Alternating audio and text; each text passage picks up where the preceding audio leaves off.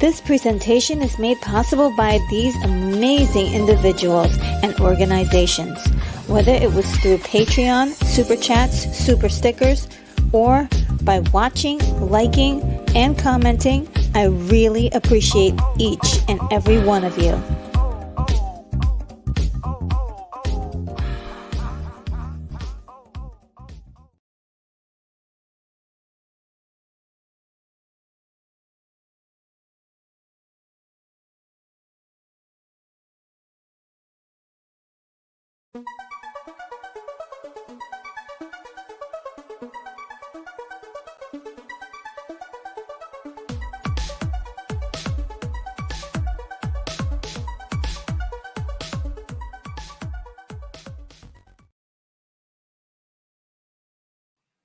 Hello, good morning, everyone. Welcome to the show. This is Retro Nerd Girl broadcasting live from the International Science Fiction Space Station. And I am really happy this morning. I guess I haven't been sleeping very well lately, so I don't know what it is, but I have so much energy. I just don't want to go to sleep. So yeah, it's been a rough couple of days here for me, but I am in really great spirits. The topic for today is definitely um, going to be a little bit interesting, just as a warning to anyone who may have kids around. I'm not going to be talking so much about any thing that's grown up, but the actual show that's on Netflix that we're going to briefly talk about, it is a mature uh, s- content, is if you will. There's a lot of mature stuff in that particular film or TV series, is what it is, and it is really good. I can't wait to talk to you about it. But before that, I just wanted to check to see if my audio is doing good. Can you guys hear me? Can you guys hear me? Let's see. Let me know if you guys can hear me okay. Oh, Keith E says, I can hear you, and away we go. Yay! Awesome, awesome, awesome. Wonderful, wonderful. Okay, so just gonna look at the comments really quickly to see who's in the chat. We've got Keith E, and he says, well, Hooper's out in the lobby selling Christmas stock. He says he bought it and he bought it at the dollar store and is selling it for $10. Let's see how he does. Wow, that's a nice flip. And Keith E says, joke from Hooper. What do you get when you cross a vampire with a snowman? Frostbite. That's a good one. And William Blake Hall says, is here. How are you doing, William? Says, hi, Retro. Perhaps frostbite is what the vampire got when he mistakenly thought the snowman was a human. Ooh. Nice one. And Kiki says, a long intro. I think we're back to normal. Thank you. Hooper is dancing all over the living room. Oh, great, great, great. I'm so glad you guys like it. So, yeah, I am going to maybe make some adjustments to the long video, which is basically, my ride in to the ISFSS. And it is really, it's one of the most fun things that I put together because I wanted to feel like an adventure, but we're gonna have a talk after this. I wanted to kind of get you guys's like opinion on the channel and temperature reading on certain things that I'm doing to see if you guys like it. So I'm glad that we're sticking with the long intro. I might make some tweaks in the new year to include some things that I think are would enhance the experience even more. So there may be some audio to go with that as well. Um, and let's see, let's keep going here.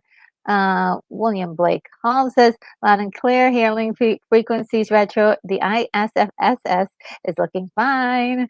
And Unicorn Rampant Studio is here, says hello.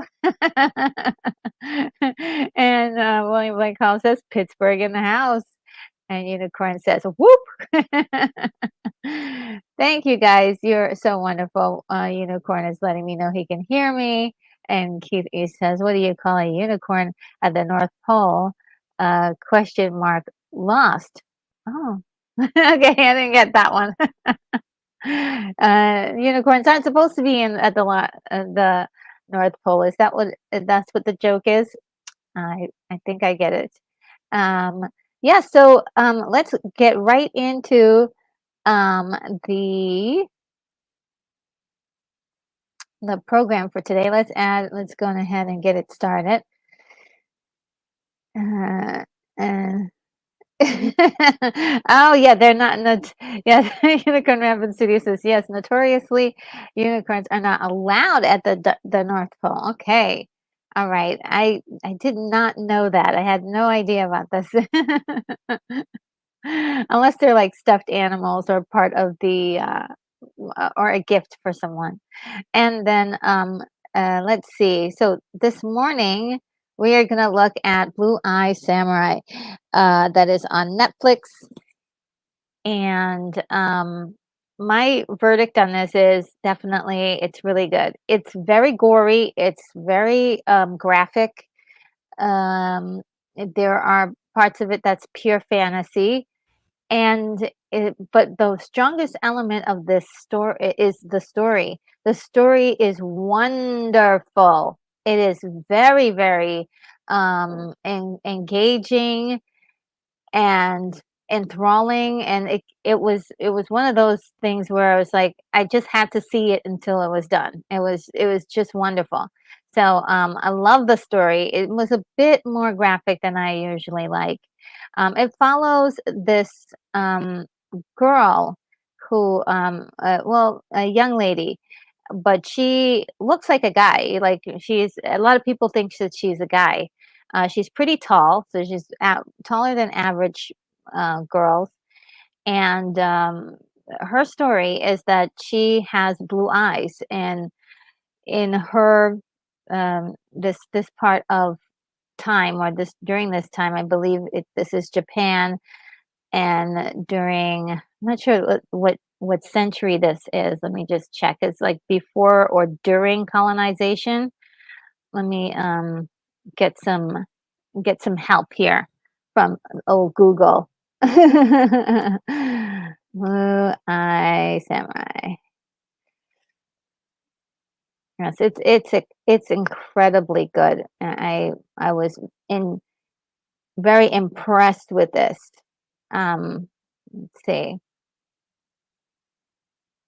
Oh, I didn't know this. Okay, so Blue Eye Samurai is a French-American adult animated action streaming television series created and written by husband and wife team Michael Green and Amber Nozumi, and co-produced and animated by Blue Spirit.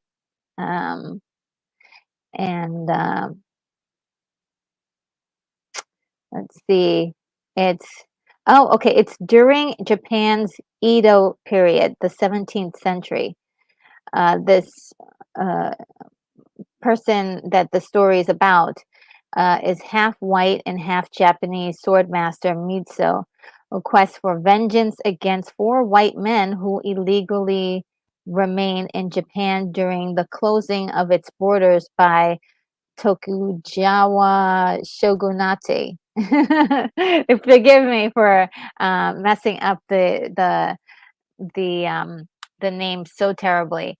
Uh, the There's a lot of stars in here that are doing some voice acting that you can recall almost immediately, and there's some that I've never heard before, but they're excellent. Um, we have probably the one that's the most incredible is George Takei, who plays the part of Seki, and she is sort of the teacher to the princess Akemi, and we'll meet her later on. Let's see.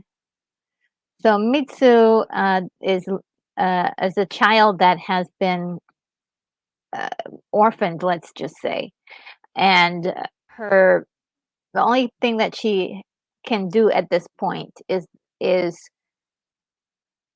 uh so she's sort of a scavenger. She finds this guy, a sword master who can make swords, and he kind of takes her in, so she learns how to make swords, and that's kind of really cool. um I thought that was a nice background for her, not just to be a swordsman, but to learn about how to make swords. And sort of there's like poetry, and sort of like in Conan, where there were all of these kind of proses about war and swords and that kind of stuff.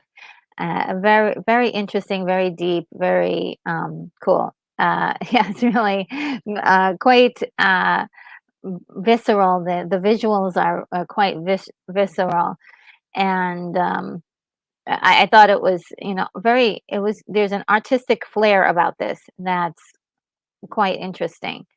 At some point during her life, now they don't tell her entire story chronologically. They kind of have you show you what's happening today, in the present time of the story, but then they also take you back and get some of these flashbacks. And at one point, she uh, tried to have a regular life. She reunites with her mother, who she thought was dead, and her mother convinces her to get herself married, and and just to I guess make money and have a different life. So she decides to do this. I don't know why she gets, I guess, clouded because her mother is important to her. There is though some sort of abuse going on with this mother character. So even though she cares for her and she looks for her, um, looks after her, there is like a tone, an undertone of cruelty in her voice. Like, "You're ugly, you're so ugly, nobody's gonna want you. I matched you up with somebody, he doesn't care how ugly you are." It's really really hilarious. It's not hilarious, but it is the way it's kinda, put to, the story is like it's insane that somebody would say that, but it is totally something somebody would say. Totally something somebody would say. So close to home. And so she kind of gets this, it's kind of a sad situation with the the amount of abuse and the amount of things go that happen in her life that are is just horrible. Just horrible. So there's a guy that bullies her when she's a kid so bad that it's incredible. I'm not even sure if it the story is implying that he sets her home on fire, but he's just like a complete terror. And he's a complete terror because at his home, his father is beating him up and treating him terribly and is just horrible to him. So it's just really interesting. You have these characters that are trying to figure out their way in the world that they live in, but also uh, they're acting out in ways that reflect what's happened in their past. So yes, she's a very complex character. Again, most people don't know that she's a girl. She's kind of covering it up, but there's a couple of things that give it away, and a couple people find out that she's a girl. Not many. So I do like that there's sort of like she's kind of hiding it, but if you look at you could figure it out if you really paid attention. Um, and her. Um, this is a guy who's uh, was born without hands, and he is, what can I say? Um, he's really sweet. He's a really sweet character with a lot of wisdom. And his desire is to follow her and be her master, because he thinks that she's great. And he actually is one of the characters that finds out that she's female, and that's pretty cool. I did like that. I liked how innocent his character is. How there is at least one character with the moral code that maybe you're like, ah, be like that guy. You feel like that, but he's still learning too. He feels like he should be learning from these people who are otherwise known as monsters. And that's another thing that is brought up in the story, the difference between men and monsters and men that are monsters. And when I say men, I mean men and women, um, humans that are just bad people. And the complexity of, like, maybe somebody could be bad in one way but also sweet in another. Like, there are multi layers to the humans that are being portrayed in this story, which I love. You don't have any black and white characters. It's black and white characters as far as you go would be this guy. And let me find his name really quickly so we can have some context to what the name or his name is. Um okay, his name is Ringo. I should have remembered Ringo. And he's played by Masaoka, which is he's doing a fantastic job giving the character a lot of um feeling of being genteel, but also uh, positive. It's a like a sunshiny, positive kind of feeling that he brings whenever he's on screen, which I love. Let's see. And Keith E says, "I'll be listening, cleaning, electrician. The electrician is coming." Okay, yes, of course. I hear you when they come. You've got to clean up. And Unicorn Rampant Studios says, "Cleaning electrician seems like a highly specialized position." Yeah, I would love to have a cleaning uh, uh, electrician to help me out.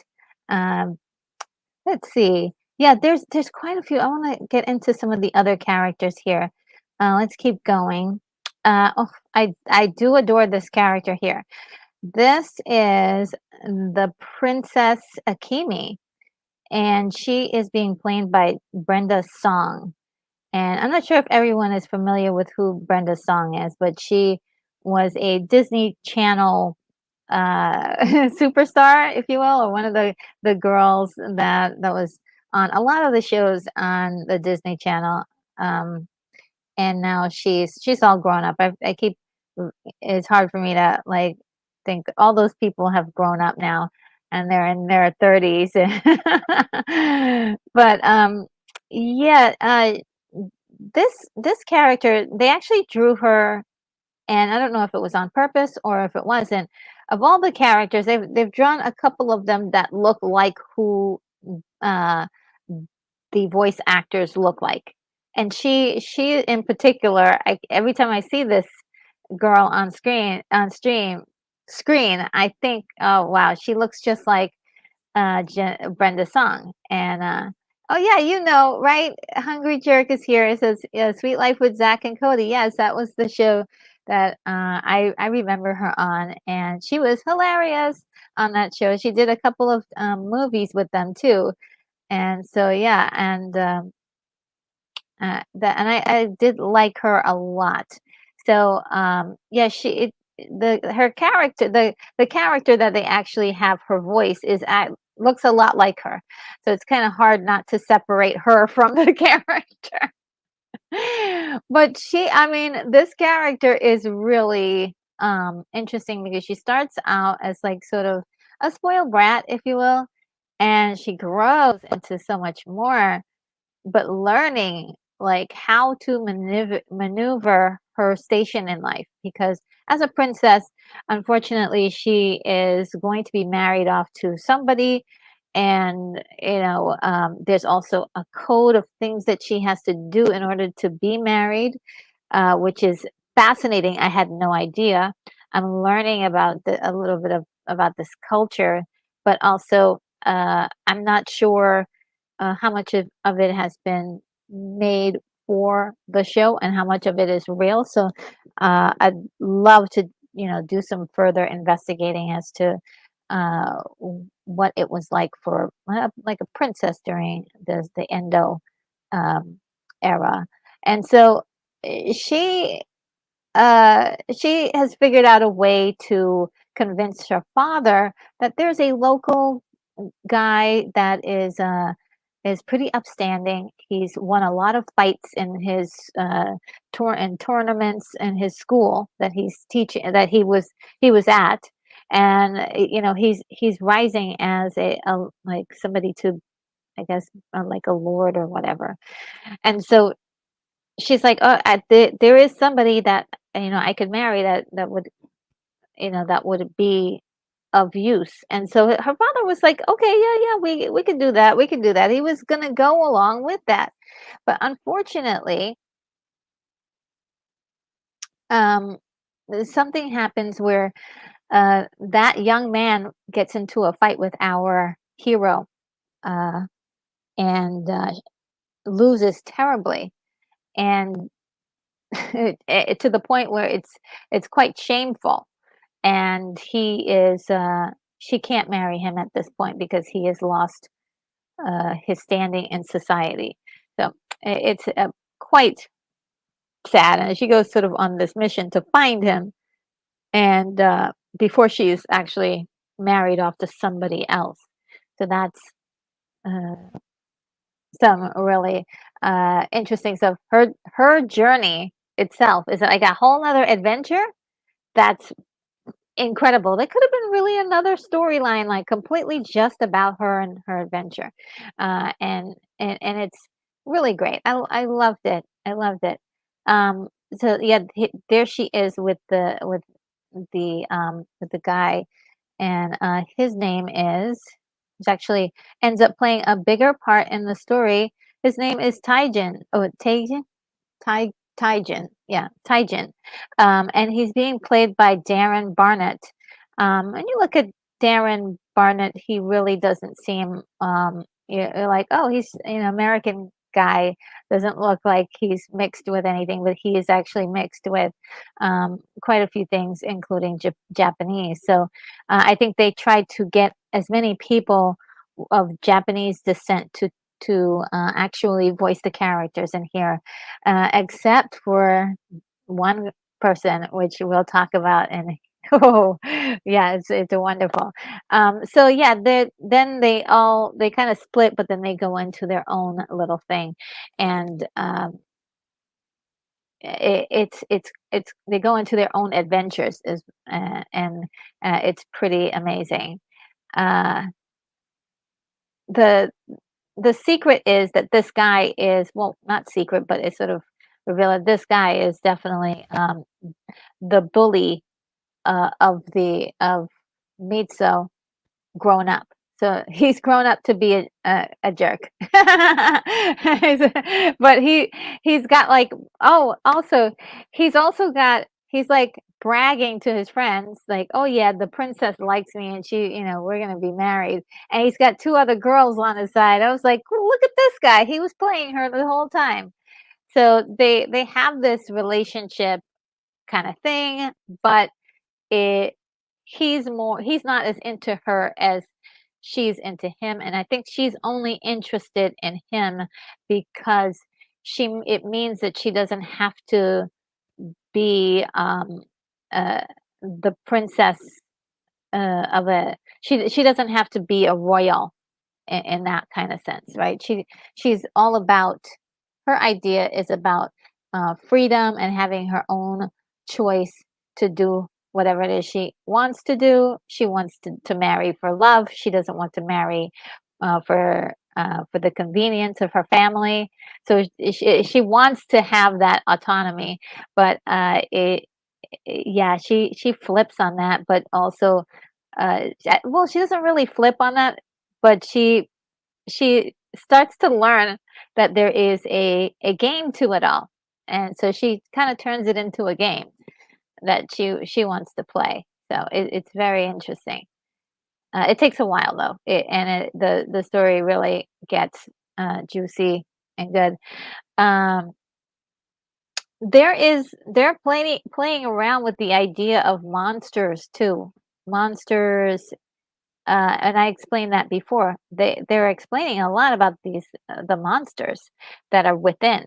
And for Mitsu, she's got a lot of rage, and I'm sure uh, we don't know exactly what could happen just yet, as I don't think it goes into the entire story. But she has a great deal of rage for the things that she's gone through in her life, and she's good cause, because as they show you the things that she's experienced, it's like, whoa, this is heavy, and it's great. Oh, look who's here! Outcast Creative, yay retro! Just started watching this really good show. I should be good for this Friday. Oh, cool! You can join me for holiday music. I hope you know some good holiday songs. Yeah, we're talking about holiday music this Friday. It'll be fun. And then the following week we'll be doing uh, holiday movies, which will close out the Christmas holidays. And yeah, so I did love it. There was a small portion of sort of, there was again poetry and uh, some interesting like visuals that they presented for the viewer, and it's just really hands down to me, like an amazing production. Really, really loved what I was watching. Again, I didn't mind all the graphic stuff, and it was like, okay, well, that makes sense, right? That made sense. All those things made sense in the story as long as it was there. Um, and Outcast Creative says, time to play my "Do They Know It's Christmas" compilation. Yes, yes, yes, yes. It's one of the great songs of for Christmas. And yeah, I think I'm gonna stop it there as far as like going further. There are just so many great moments in this that are iconic. I don't want to ruin it all for you. Anybody who may be thinking about watching this, it is definitely there were like I compared it to Conan the Barbarian. And when I show you a picture, you'll be like, ah, I see what you're talking about. Heavy influence, I believe, especially with the sword maker. Reminds me of Mako a lot, but it's actually the sword maker. He's played by very famous actor. Cannot say his name properly to save my life, but we'll try. Kari Hiroyuki Tagawa. Sorry, sorry, it's all broken up, but I did try. I don't have a great tongue for other languages. Also, we've got Randall Park in this, being all Randall Parky. He's just great. He plays Haiji Shindo, a very smarmy bad guy, very, very smarmy bad guy. Um, and we have some more people uh, but to share. Let's see. Yeah, there's Randall Park's character, the very skinny guy here in the back with the missing arm. And that was a pretty brutal scene there, but Randall Park, he knocked it out of the park. He did a fantastic job, and I did love how bad and terrible his character was. Just awful, just an awful character. He gets yeah, and then so we do have our one of the guys that Mitsu is going after. She's after this guy. Let me just get yes, Abijaya Fowler. And he's being played by Kenneth Branagh. My gosh, he's killing it. He's killing that role. And the thing that I thought for sure he was going to be dead by the end of the season. And there's a possibility that he uh, he might he might make it. We're not sure. You know who else is in this? Ming Na Wen is in this, and she plays Madame Kaji, and I think that she is amazing. I didn't realize how wonderful her voice is. It was very. I was like, who's speaking here? She has such a wonderful voice. And yeah, it was Ming Na Wen, and yeah, I was loving it. I was loving it. Um, just incredible. The young lady who's doing the vocal acting for Mitsu is Maya Erskine, which I just learned about this morning. I didn't even know who. I've never seen anything she's in, but she's the other half of the Mr. and Mrs. Smith TV series that's out right now. So that's another thing. William Blake Hall says, I'm a very simple man. Give me Mariah and I'm good. Well, yeah, Mariah is, I don't know. I like her a lot. I like the songs that she's got going on. I do. She's got a lot, and she's really quite talented with writing holiday songs too. She wrote my favorite holiday song, which is "Where Are You Christmas." That is my favorite one. It makes me cry every time, every single time. A little side quest for Christmas. But yes, Kenneth Branagh is really doing a great job. The artwork to do with his character is so good. Every time he's on screen, I'm like, wow, this character really is uh, out just incredible. He's bombastic, slightly a little bit ridiculous, intimidating, very intimidating, very, very intimidating. So I really enjoyed him as that character, and it is. Um, it was a shock to me that it was Kenneth Branagh, and but then I was like, yeah, well, yeah, that did make sense that it was him because he's excellent. So yes, and they're just it is just kind of interesting how smart he is. He's a smart character. He's a very smart character, and I do like my villains to be smart. So yeah, he's very smart. Okay, and anybody seeing look, uh, Conan the Barbarian, right? Are you seeing that to me? I'm seeing it. So that's one moment where it was had the moment of the Conan the Barbarian, but it there were some other moments too that I was like, oh wow, there that really felt like Conan the Barbarian. Like again, the verbal uh, kind of prose is very much it's much deeper than what you would think. Like, this is a movie about, or this is a show about people fighting, and how many different fights can we get into? How much action can we get into? How many ways can we escape from this problem? But they enter this deeper element of, psychological play, of this deeper element of who are, who are we really as like a human being, like who actually are you, and exploring that the monsters within for everybody. It was great. I mean, yeah, loved it. I loved it. This is one of my favorite scenes too in this thing. It's really great.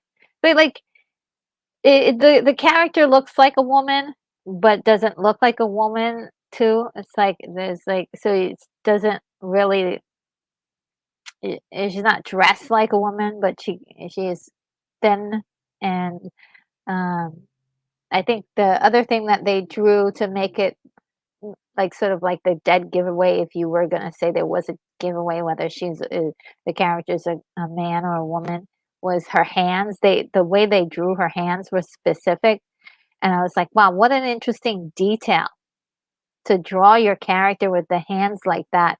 That really makes it feel like like the things that would give her away as a woman. Uh, there's just some uh, incredible stuff I've never seen in the format of uh, a cartoon or animation before ever. So yeah, that's also another level that I thought was fascinating. They really pushed the envelope and made things interesting. And so, yes, this is the moment of the character arc for this character. Um, the princess declares that she gets the offer to be with the man that she's been fighting for all this time, Taijin, and then he's like, "Come on, we'll go away and be together forever." And she's like, "You know what? I don't just want to be happy, I want to be great." And she makes this incredible decision. That just I was like, my jaw dropped to the floor because I was just so impressed with what they had this character do, and how they turned her character around from a girl who was basically taking orders from everybody to now being the person to give orders, or to work behind the scenes and know that she's working behind the scenes to get the things that she wants. Also, one of the things I thought was really interesting was the fact that for a princess of her stature, she had to blacken out her teeth. What a unique and interesting thing that she had to have black teeth. It's like the mark of her stature and who she is in the society. Very interesting stuff. I didn't even know that that was something. So uh, very very wonderful. I gave it a high score of a 9.8. I was impressed. There has been see uh, there has been a some news out there that Blue Eye Samurai was going to get a second season. So I can't wait for that to happen. That's going to be great. These guys, their writing is really incredible. I loved it, loved it, loved it. Outcast Creative Lance, we've got to talk about this. You've got to. I can't wait to hear what you think about this show. And yes, now guys, to the box office. What an incredible turn of events at the box office. This is really wild stuff here. All right, let me open it up bigger.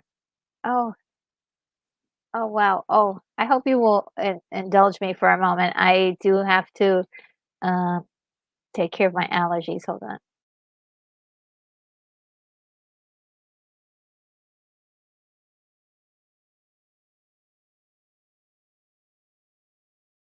All right, I'm back. Sorry about that. All right, so number one, we've got The Boy and the Heron, and that is a Studio Ghibli movie. Isn't that wild?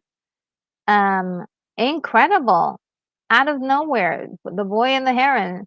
They're saying it's really great, and it's a wonderful return to form for animated films. This is great. The second one up is The Hunger Games: The Ballad of Songbirds and Snakes. I haven't really been hearing great things about this, but it's still on the top. So somebody went this weekend and took their sweeties out for to see this movie. I don't know what happened there, but Godzilla minus one is number three, and it is doing quite well at the box office. Was I believe 15 million to for these guys as far as making that movie was about 15 million. They are raking it up. They shall rake up more money because of is the buzzword about how good this film is and what it means for cinema, especially international cinema, and the director as well. So this could be changing lives. It could be changing lives right now. The thing about Godzilla, we saw this week, right? We saw this weekend Gojira 1954. And some people were saying this Godzilla minus one is sort of a like a a reboot of that, or and I'm like, okay, if that's true, then we're talking about this, something good's going on. They're saying also too that all of the other Godzilla material that is happening is also really good. The Godzilla um, TV series Monarch is getting really nice reviews as well. So I think it's the time of Godzilla. So we've got Trolls Band Together. That's number four. I've been looking around to see what people are saying about Trolls Band Together. I have not heard much. I've not heard very much. So it's kind of like odd that it's doing so well, but I haven't heard anything about how good it is. So I guess and parents are taking their kids to see something. They're like, we got to take them to see something this weekend, and Trolls Band Together is it. Now, the Beyonce film, that's a shocker that it's only down to number five. We thought it was going to do more dominating like Taylor Swift's movie did. And I think this movie is a victim of timing, right? The timing is just not right for this movie. And I thought it would have been better if this was released sometime um, like around Valentine's Day, like around February or late January. because of the timing of this. It's getting swallowed by these other movies, and people have already been in the afterglow of uh, Taylor Swift's movie. So to kind of give people, here's another concert movie, it's sort of like, okay, well, we're still like vibing off of Taylor Swift's moment.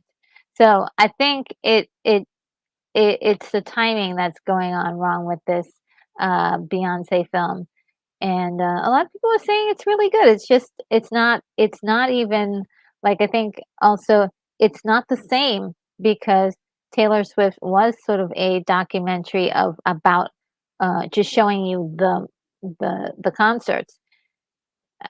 This Beyonce film is more of has a narrative to it.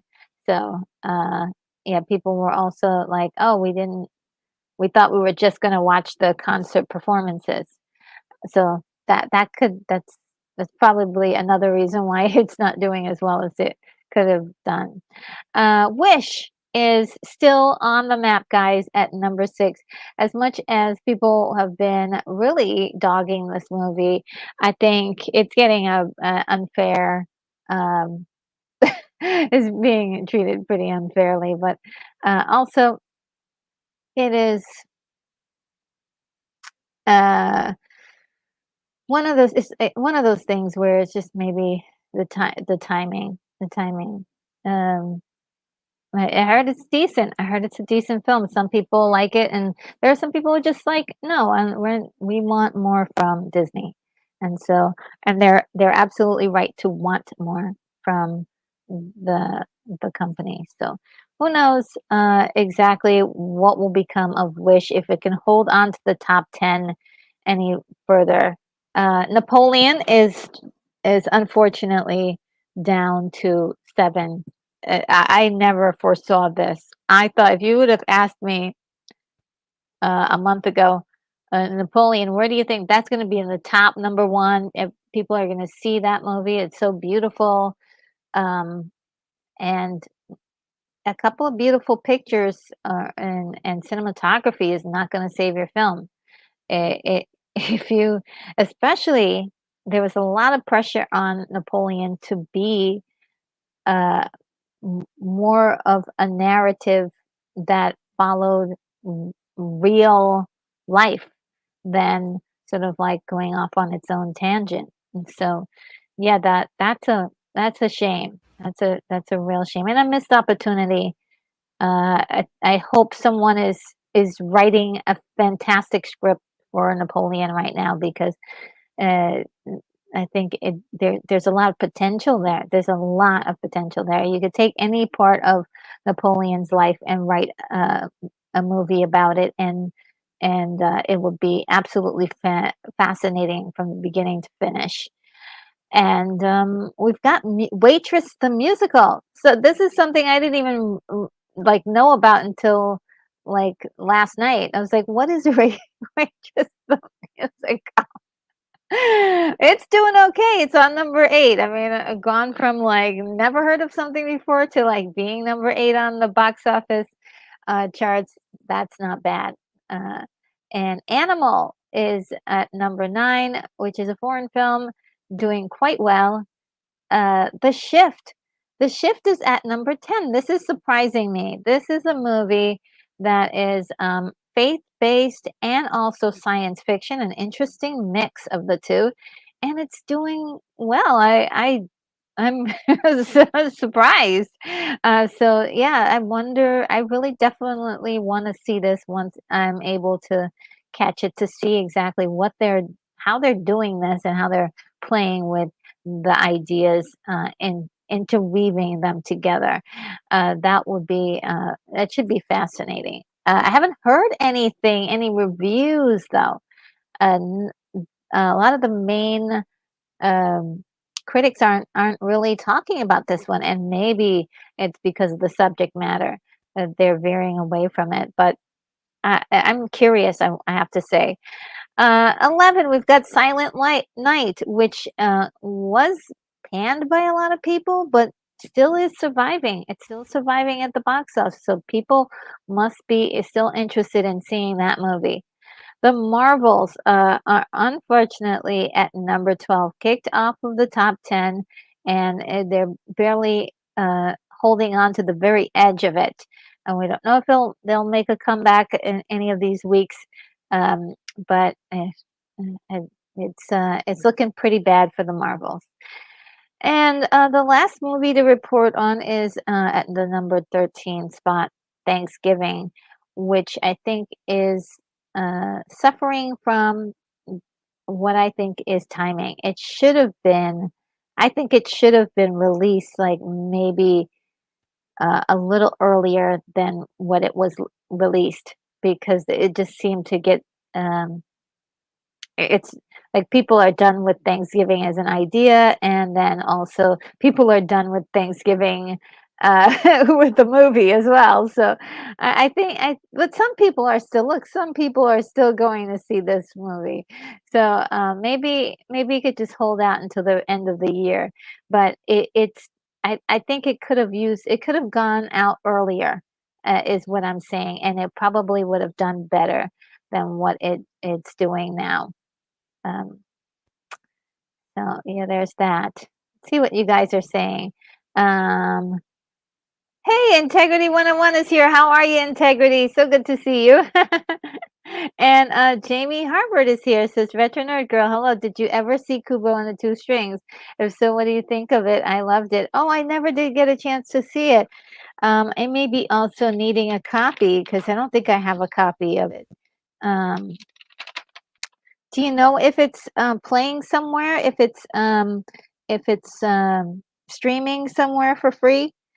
Let me know. I'm gonna write that down. Kubo and the Two Strings. Oh, I've heard really good news about that one. So I've heard really like people love that movie. It might be review worthy. I think it might be review worthy. Let's see. Let's see. Integrity 101 said, I saw Godzilla minus one last night. Oh, and I definitely will be seeing it again in theaters. I'll be buying the Blu ray. Great film, worth every penny. Great story, and top 5 monster film of all time. Awesome. Oh my God. I can't wait till like I'm able to see it. I wish I could see it in the theater. And William Blake calls this pet theory. Taylor's a princess, Beyonce's a queen, and our culture embraces princesses more easily than queens. There have been exceptions like Madonna, yes. That's interesting. It's the princess uh, uh, pet theory that you have there. I'm buying it. I'm buying it. And Kathy says, I believe Lance said they're doing a 5-hour record cut of Napoleon. Not sure when it's coming out. Oh, okay. Is that what's going on? Okay. Maybe that's gonna reveal something that maybe a lot of people didn't get from the theaters. So we'll look forward to that. And William Blake Hall says, I think an old silent Napoleon rang long. Oh yeah, real. I didn't know that. Okay, yeah. Well, I think there are a lot of Napoleon films out there. So, and Integrity says, Rope 1948, Alfred Hitchcock, a great short film, all done in one take, like a live play. Check it out sometime. Okay, I will. I will. Let me write that down. Um, well, 1948, Hitchcock. I haven't gotten into my Hitchcock era yet, so I can't wait to dive into that. Let's see. And Katie says, click that pen when you're adding movie serials so I can hear it. Can you hear it? Can you hear my pen? I don't think so. Can you? I'll have to put it right next to it. There we go. And William Blake Hall says, agreed with 101, Integrity 101 on rope. Oh, great, great, great. I just wrote it down. Correction, it's not a short film, just a shorter film. Okay, yeah. Oh, good, good. Yeah. Thank you so much. I got a new movie to put on my list. And well, let's get into the headlines for today. There's so many. There's so many. And I didn't get enough time to do all of them. There were like 20 headlines and I was like, "Oh no." So I was trying to put everything together before the show. It's really crazy. We have to say rest in peace to Andre Bruger. I'm not sure if I'm saying is it Brag. William, can you help me with the pronunciation? I think Bruger is his name. If I'm mispronouncing it, let me know. Um, he had a rich and diverse filmography that included roles like in Homicide: Life on the Street, Men of a Certain Age as Captain Raymond Holt in the comedy Brooklyn Nine, and the actor died on um, December 12th at the age of 61. Oh, oh, Brower. Oh, nice. Thank you. Thank you. Okay. Brower. Thank you so much. I know I was saying it wrong. William Blake Hall says he was big on the show Homicide Live and Street Detective Frank Pembleton. And Keith, he says also, since you mentioned George to Kai earlier, Hooper just keeps walking around the house going, "Oh my, oh my." Yes. Um, and Unicorn says he's the guy who first used Amsterdam in The Wire. Oh, really? And yeah, it's really weird because I didn't get to see any of these shows. They're not on my radar, but he was one of those actors that I would see. You would recognize. You're like, oh yeah, that guy is on this or he's on that, but he's not necessarily somebody that I particularly watch. But as I was going down his filmography, he knew a lot of people. He worked with a lot of people. Well, I worked with a lot of people, and so it's kind of interesting. He's only 61, seems really young, uh, but yeah, it's quite sad. Also, R.I.P. Ryan O'Neal. Ryan O'Neal. Not everybody likes Ryan, as I found out this weekend on uh, the platform known as X. But oh, Unicorn is saying he is pretty talented. Yes, he was. To work with all those people, yeah, I think so. So. Uh, Ryan Neal died Friday, December 8th, at the age of 82. That's long. Um, Although the cause of death has not been released, he has long battled prostate cancer. Ryan starred in Peyton Place Paper Moon with his daughter Tatum O'Neal, which I believe she won an Oscar.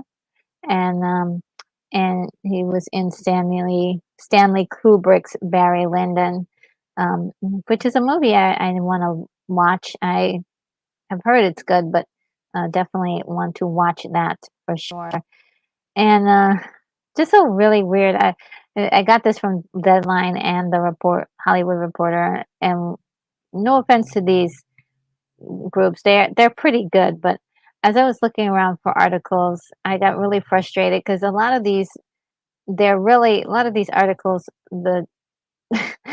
I'm just disappointed with journalism today, and how things are being reported, and also how there's not a lot of like writing prowess like there used to be. Am I romanticizing the past too much?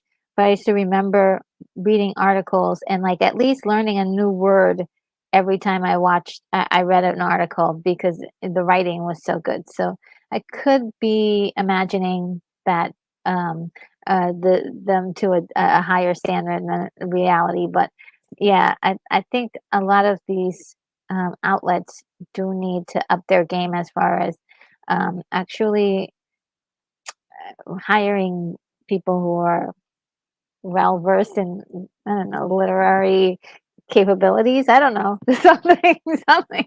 It's really, really sad when you go looking around for articles, and basically all of them are using the same exact wording and it all sounds like headlines. Like the entire article just sounds like they put together a whole bunch of headlines and to make it one. So just kind of weird. A weird thing I noticed. But William Blake Hall says, best thing O'Neill ever did was to say, that's the dumbest thing I ever heard at the end of What's Up, Doc. Oh yeah, What's Up, Doc? I want to see that movie. And Unicorn says, Andreonialism. I don't know what I don't know what that is. I'm lost. And yeah, so really interesting story. I remember the love affair he had with Farrah Fawcett and how they were on and off again and then back on again, and how he's was with her at the very end when she had passed on from cancer. So that was interesting history there. Keith E says, I heard a lot of comments about Blue Eye Samurai, but you were very in depth. Everyone else was pretty vague, like they hadn't watched it. Oh, that's really funny. Well, thank you. I'm so glad that you feel that way. And whew, yeah, I mean, I did love it. I did love it. And and Unicorn says, adrenalism, whoops, excitement of getting out that sentence that they keep repeating the news story. Oh yeah, yeah, yeah. Adrenalism, whoops. Yeah, it's just it says in many news reports, 60 seconds is divided between mostly repeating the same sentence and then a tiny piece of information. Yeah, it's to cycle people into like wanting and waiting and wanting and waiting and wanting and waiting. And maybe some of what they said is actually true, and sometimes, most of the time, it's not true. And it's sad because we're depending on them to be the ultimate source of like confirmation. Is it true or not? And that's pretty sad. So yeah, that's what I was noticing when I was researching this. I was like, look, how hard is it for you to tell me about Ryan O'Neal and his life and what what's going on? Why did he die? So on and so forth. I just needed this little blurb, and it was like pulling teeth from several different um, uh, places. It was crazy. And at one point, I had to, had to resort to Wikipedia, and then Google AI was doing better. I was like, okay, AI is doing better than you guys who are reporters. Come on, I can't. We can't give the the AI more of a reason to exist than just completely dropping the ball on journalism. So, and I'll stop there. I'm gonna go too far. I'll get too crazy. I'm gonna get into Rantville. But this is another one that unfortunately R.I.P. Norman Lear, and a lot of people were talking about this week. Norman Lear died on December 5th, 2023 at 101. He lived a long time, so that's good that he lived that long. It was great. He was an American screenwriter and producer who produced and wrote and created and developed over 100 shows, including All in the Family, Maud, Sanford and Son, One Day at a Time, The Jeffersons, and Good Times. So, yeah, that's a lot of shows that appeared when I was a little girl. All these shows were on, and then they syndicated it, so I saw them again. So that was pretty awesome. That he was responsible for a lot of these really cool shows, and a lot of them were um, made political and social commentary, the stuff that a lot of people don't want to hear talk about in a lot of or want to see in a lot of media, and they did it just expertly back then. Didn't know what happened, and yeah, I have to owe all the information that I got from this um, little bit from Wikipedia. Okay, so Iron Claw is uh is oh William Blake Hall says King Lear truly. Yeah, that's the real King Lear. Now, Iron Claw is one I can't wait to see this.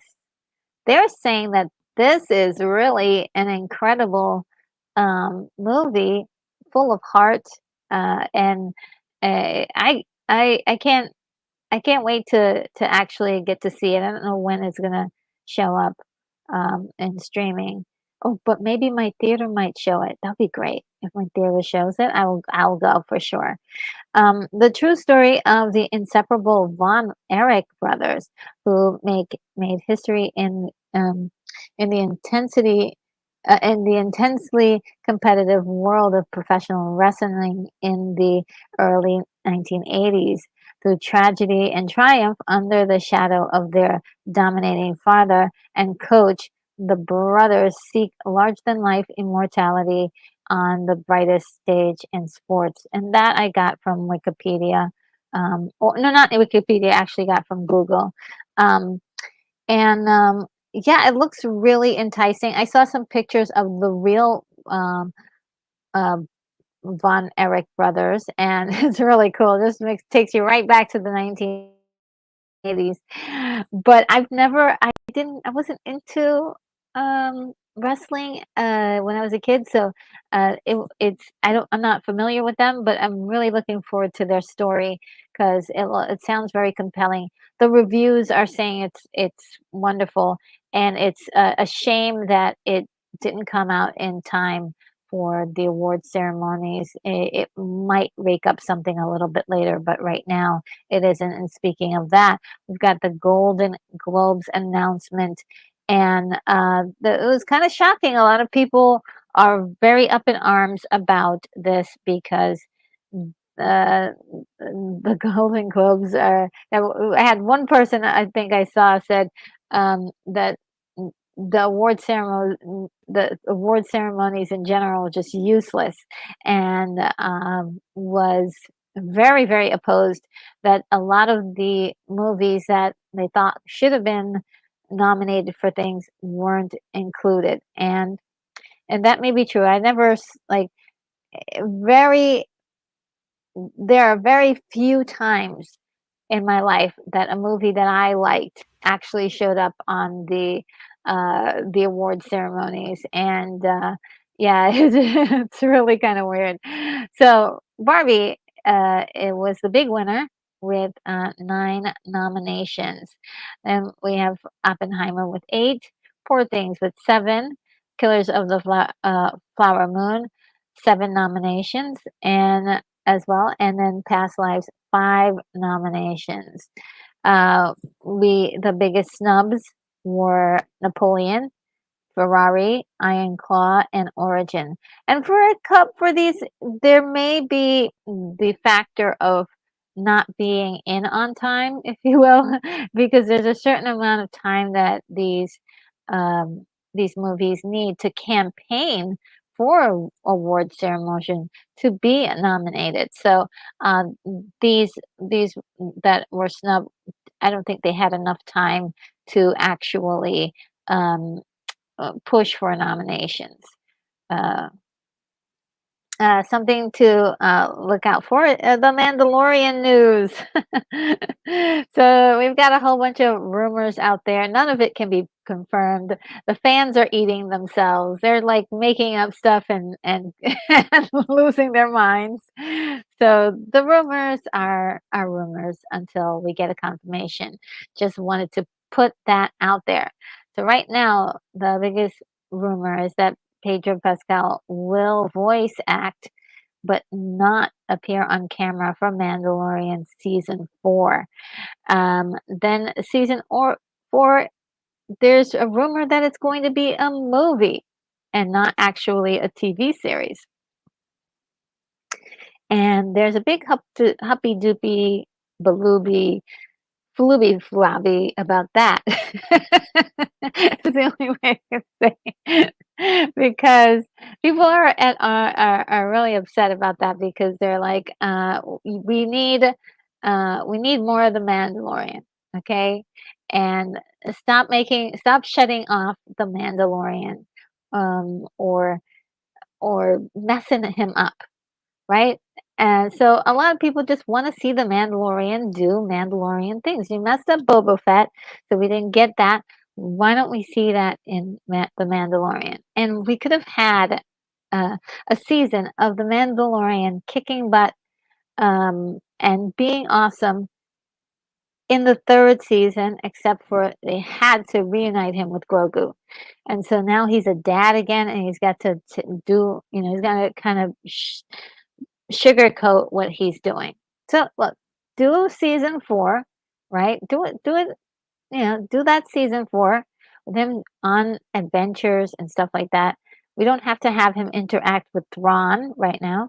There could be another baddie that's on a slower level than Thrawn, and just like have him maybe find out about Thrawn or find out the plan that's going on, but like keep it open because you could play with that character. He's a character that we should be getting more content from instead of like um, our last visual of him where he's sitting in a hut and he's not doing anything. Like, give us more Mandalorian. He's wonderful. So, there's another thing is that this movie, if it was to be done, is actually going to come out before the movie that they plan to make for Rey Skywalker. So, I think that's kind of weird. It's like, okay, so you've just made a decision to make a movie, and you're going to make that movie before the other movie that you've told everybody that's coming out. This is where uh, Star Wars is a hot mess. It's a hot mess, and they need to get a hold of their story plans immediately. If this is Filoni's, Dave Filoni is truly like masterminding this. He needs to look at this and say, look, we got to have a story here for these characters. And that's what's missing. There's no story. It's just um, things are happening. People are doing things, but there's the heart of it. The heart of it is not really uh, feeding the public like it wants to be fed. And I think the Mandalorian is the key. It was the key to bring things back, and it's the key to answer all of this. Now, physical media, guys, we're getting a Mandalorian Blu-ray that's out now. So it's there's only season 1 and season 2 for the moment. I was looking to see if it was available on DVD, but I think it's not going to be available just yet. So for Blu-ray lovers, it's out now, so that's good. It's available on Amazon too. I went to check and lo and behold, it was there. So that's great. You know, a lot of times we're like, hey, these big companies, they're not realizing what's physical media is all about, and they did it. They're like, okay, well, if you guys want this physical media, we'll give it to you. So somebody's listening. Now there's, I mean, huge news is going around, or conversations are going around about Sean Gunn right now. It's really interesting. Uh, It's really interesting. Sean Gunn, brother of James Gunn, will be playing Maxwell Lord in the upcoming DC movies, specifically Superman Legacy. They will also be playing Weasel and GI Robot in Creature Commandos in 3 parts.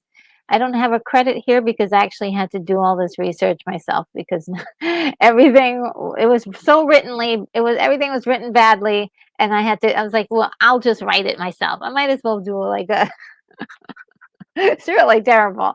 But anyhow, yeah, he's already doing 2 parts and now this will be his 3rd part um in this universe, if you will.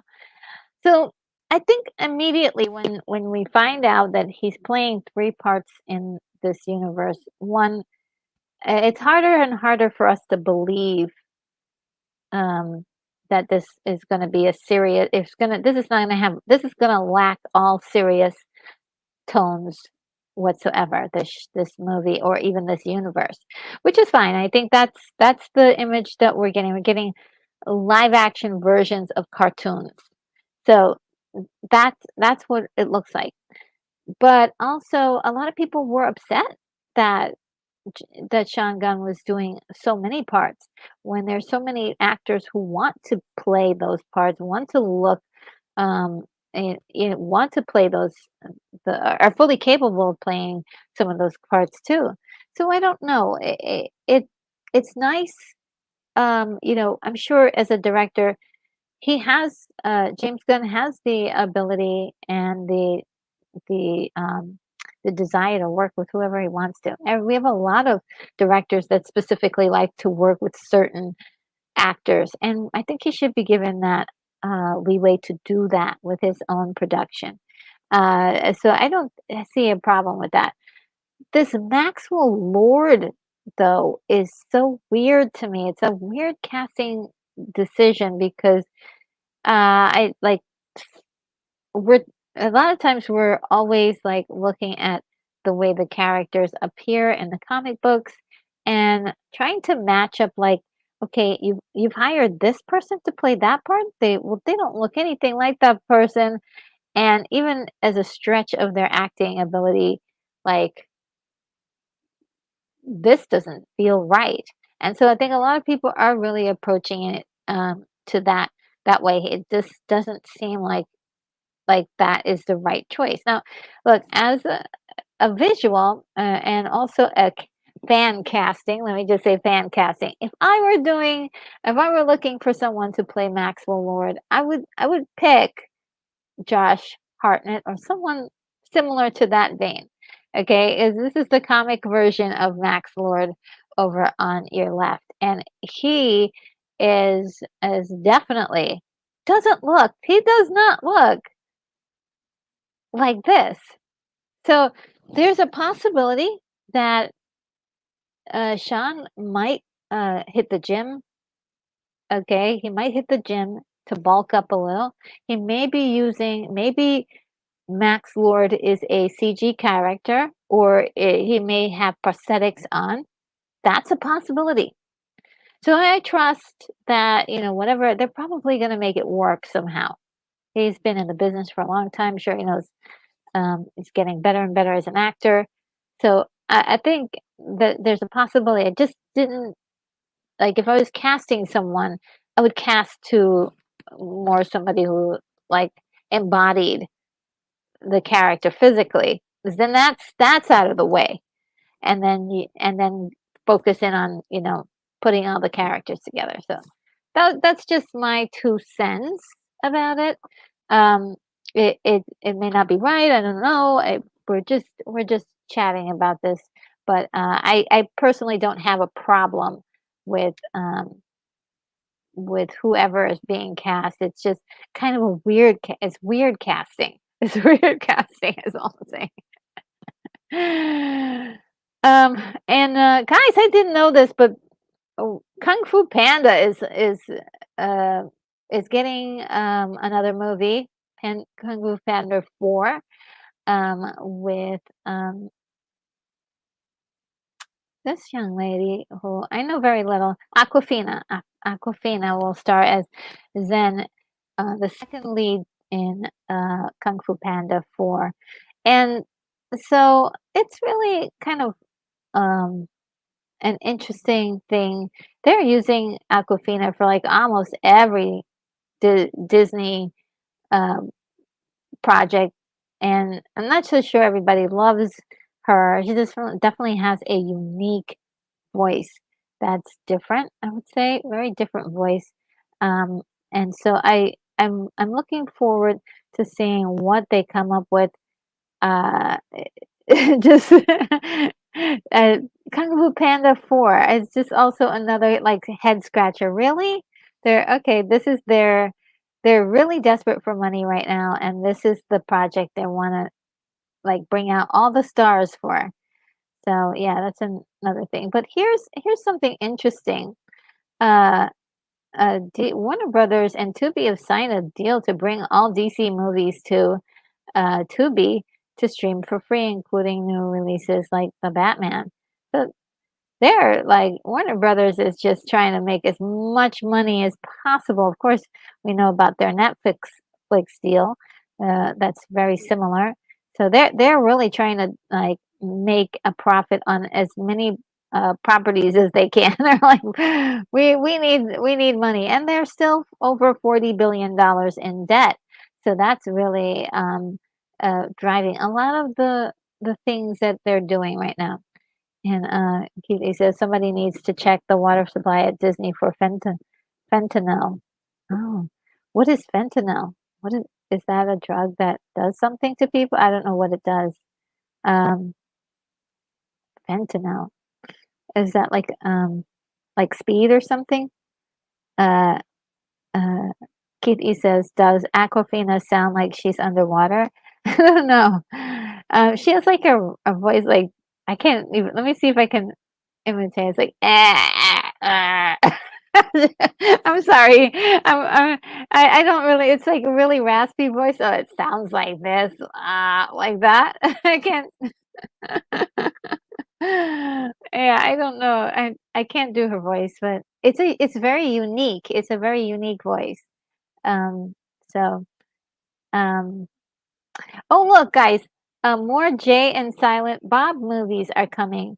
So as of December 9th, 2023, Kevin Smith has confirmed that there's a new Jay and Silent Bob movie is in production. The movie will continue the characters' adventures in the View Ask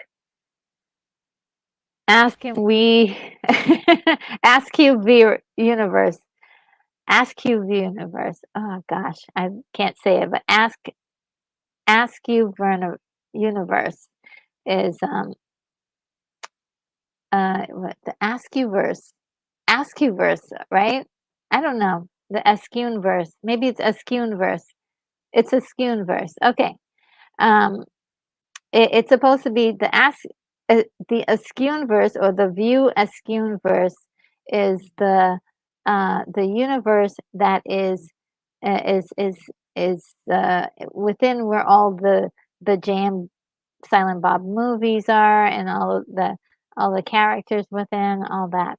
Oh, look who's here. Maddie's daddy is here. Says, good morning, RNG at work, so I can't stick around, but dropping a like. Have a great stream. Thank you so much. So good. Have a great day at work. And Keith E says, fentanyl or every series spelling it is the drug that is pouring into the country and killing people and making them stupid. Oh, yikes. And William Blackout says, just say ask universe. The you in ask you becomes you in universe. Uh, uh, Askew. Well, yeah, I guess askew universe. The view askew universe is what. Now that I'm saying it, it makes more sense. I've never said it out loud. I've just read it. Um, and Keith says, Maddie's daddy, I think you got a free membership from Joby Gay the other day. Yes, Maddie's daddy, you did get a free membership the other day. I hope you're still here. you got a free membership, so that's cool. So next Monday you should be seeing a brand new video from me, and also the last one. Um, the last one was really good. I love that one. Let's see which one it was. It was this Island Earth. Oh my God, guys, what a movie! What a movie! I'm loving these first impression uh, movies that I'm dropping. Also, um, soon on Wednesdays on the channel, I'm going to be publishing a few of the former member videos. So I'm going to be dropping one of the member videos on Thursday that I think it'll be really kind of nice to share with everybody. Let's see. Okay, yes, guys, and we're finished. Yes, just about when I was going to talk about this, started talking about the channel. Ah, let's see. Remove.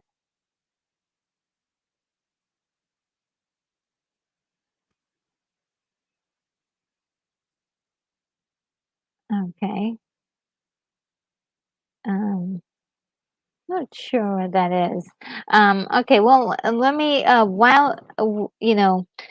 before I get into it, I just wanted to say, thanks guys for watching me talk about um, Blue Eye Samurai and all these. This has really been a lot of fun for me, and it's coming up on a year soon that I'll be doing these morning shows and all this stuff. I just wanted to take a little time to get some feedback from you guys. Um, we talked about the intro and the longer intro. Some of you guys liked it. Some of you didn't. You know, definitely were missing it now that when it was gone, and so I brought it back. I'm actually going to tailor it a little bit more. I'll make it a little shorter, but not too much shorter. And I wanted to include some audio in it as well, so that it could be a little bit more entertaining. But also, the little like announcement that I make in the beginning, where I say, "Hey, this the channel is being supported by certain people." I was thinking about putting that somewhere at the end of the video, and also I wanted to put, um, yeah, I think that would be a good idea to put that somewhere at the end of the video, so that way um, it won't be, um, it'll get us to where we need to get to in the video quicker, quicker, quicker. And let's see. William Blake also says I'm going to be like number 3. And Keith E says, I think most people have real jobs and watch these videos on replay. Yes, they do. And replay even, yes. Um, so yeah, they do. And so if I do, so I mean, what do you guys think about that? Like doing this video is brought to you by these amazing people. If I did that at the end, would that be kind of nice? I think it would be better, or maybe even if I did it in the middle. But I don't need to do it in the beginning, is what I'm saying. Do I need to do it in the beginning? What is it the best thing to do it in the beginning or at the end? Somebody give me some feedback on that. Say something. Say something to me.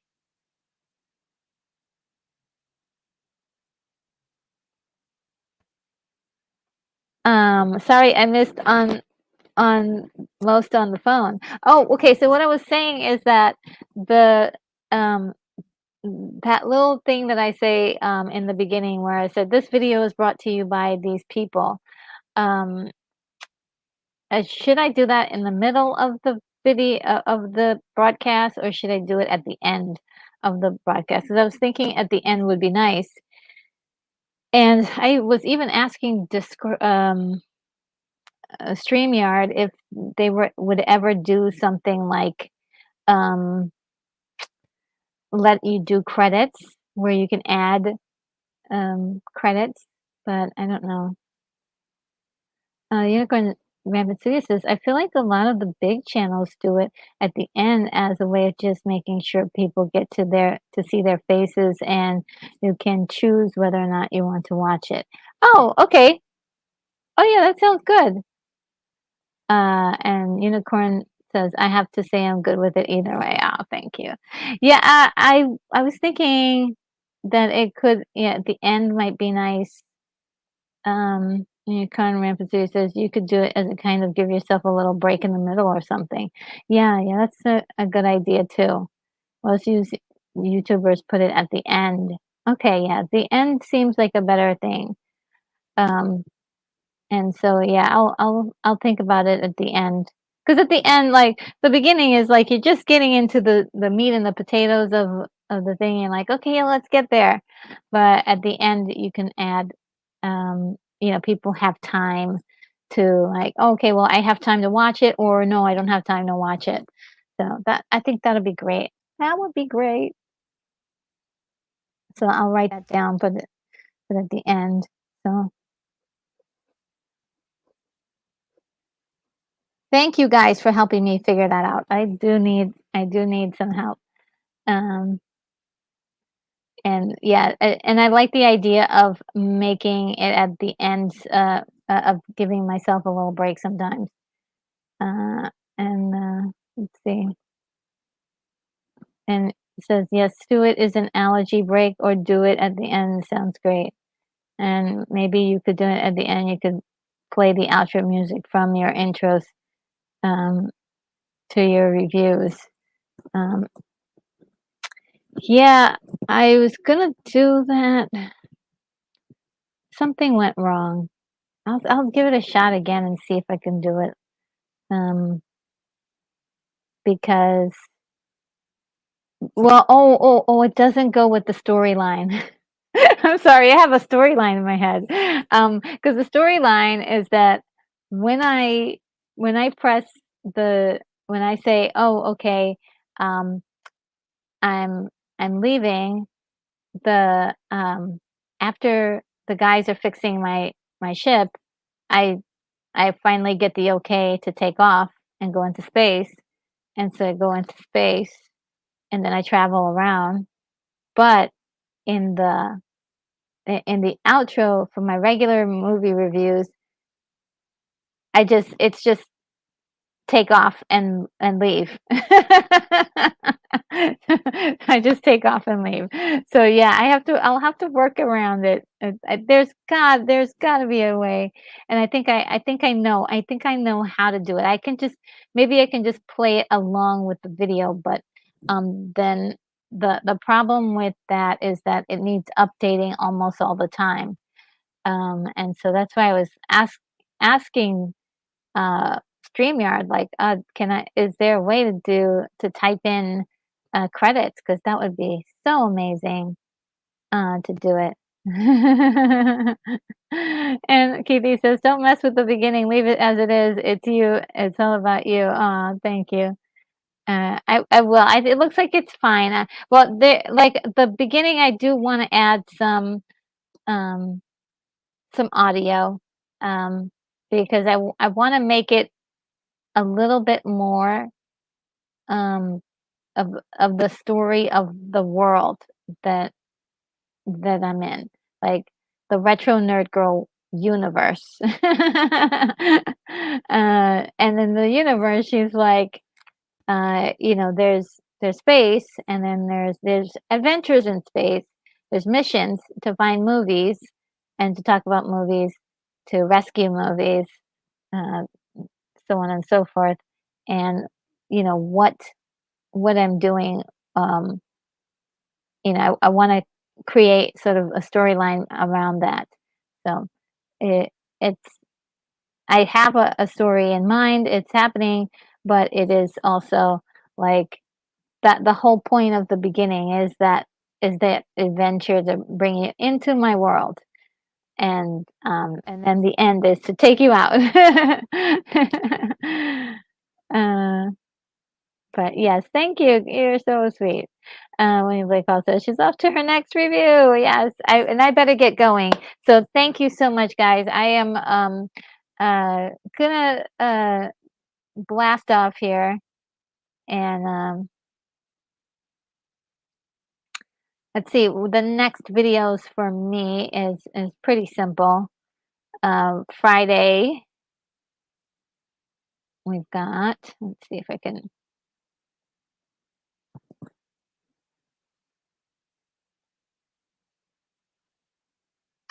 Oh, actually, this Thursday, I'm gonna have or just tomorrow.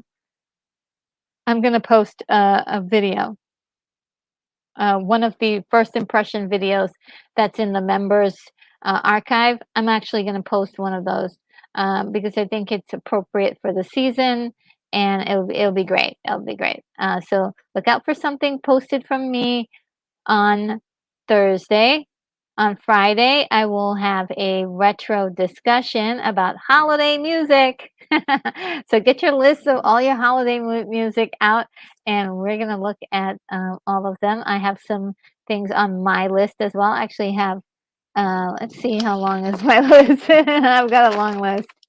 Oh, guys, I've got a long list as usual. You know me. I've got a long list. Yeah, it's a long list. I don't know where I came up with all the songs from, but that's a pretty long list. And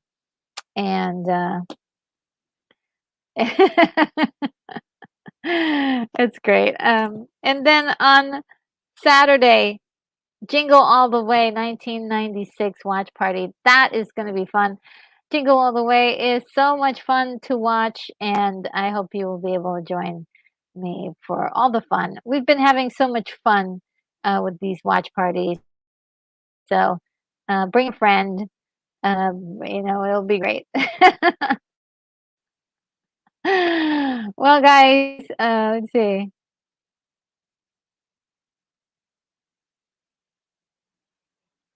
And what is happening here? Uh, she's doing Santa Baby video for Friday? No way. No way. And I think there's a copyright on that song too. So that would be definitely no. And let's see. All right, guys. Well, without further ado, I bid you adieu, and I will see you in the next video.